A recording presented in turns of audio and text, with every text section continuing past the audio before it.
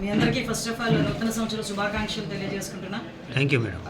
ఈరోజు మీ అందరికీ తెలుసు, గౌరవ ముఖ్యమంత్రి గారు ఎన్డీఏ కూటమి తరఫున ముఖ్యమంత్రి అయిన రోజు నుంచి కూడా ప్రతిపక్షంలో ఉన్నప్పుడు కూడా ఎట్టి పరిస్థితుల్లోని కూడా విద్యుత్తుకు సంబంధించిన ఛార్జీలు పెంచబోమని చెప్పి ఆ రోజు కూడా మేమందరం కూడా మాట ఇచ్చున్నాం.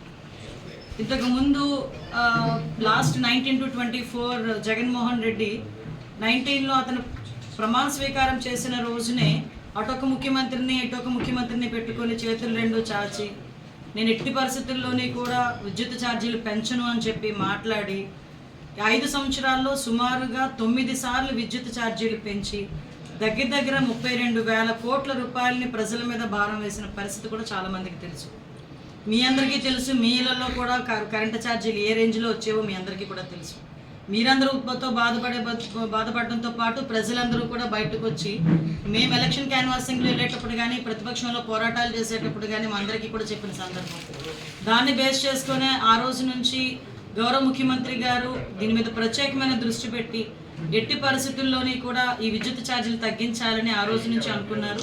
కార్యదక్షత కలిగిన వ్యక్తి, దార్శనికత కలిగిన వ్యక్తిగా గౌరవ చంద్రబాబు నాయుడు గారు ప్రత్యేకంగా దీని మీద దృష్టి పెట్టి విద్యుత్ ఛార్జీల విషయంలో ఈరోజు ఒక నిర్ణయం తీసుకొని ట్రూ అప్ ఛార్జెస్ గురించి కానీ వాటికి సంబంధించిన అన్ని 2019-24 మధ్య కాలానికి సంబంధించిన 4,498 కోట్ల ట్రూ అప్ ఛార్జీలు వసూలు చేసేందుకు ఏపీఆర్సీ కూటమి ప్రభుత్వానికి లేఖ రాస్తే దానికి సంబంధించి గౌరవ ముఖ్యమంత్రి గారు ఆ భారం అంతా ప్రభుత్వమే భరిస్తుందని చెప్పి ఒక చారిత్రాత్మకమైన నిర్ణయం తీసుకోవడం కూడా జరిగింది.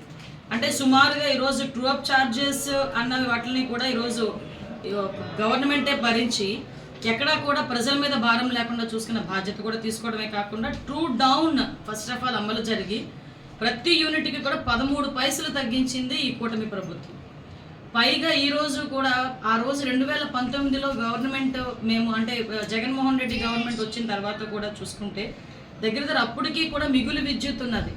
అయినప్పటికీ కూడా చాలా అధిక ధరలకి విద్యుత్ కొనుగోలు చేసి వాళ్ళ జేబులు నింపుకోవడానికి ప్రయత్నాలు చేసి సుమారుగా విద్యుత్ అన్నది వాళ్ళ తాలూకు ఆదాయ వనరుగా మార్చుకోవడమే కాకుండా దగ్గర 1,29,000 కోట్ల రూపాయలను అప్పుగా మిగిల్చిన పరిస్థితి లాస్ట్ గవర్నమెంట్లో.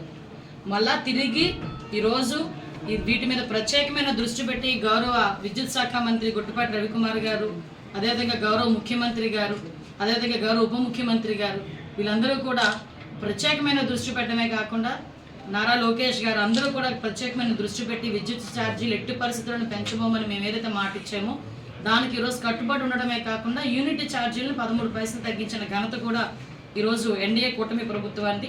దీంతో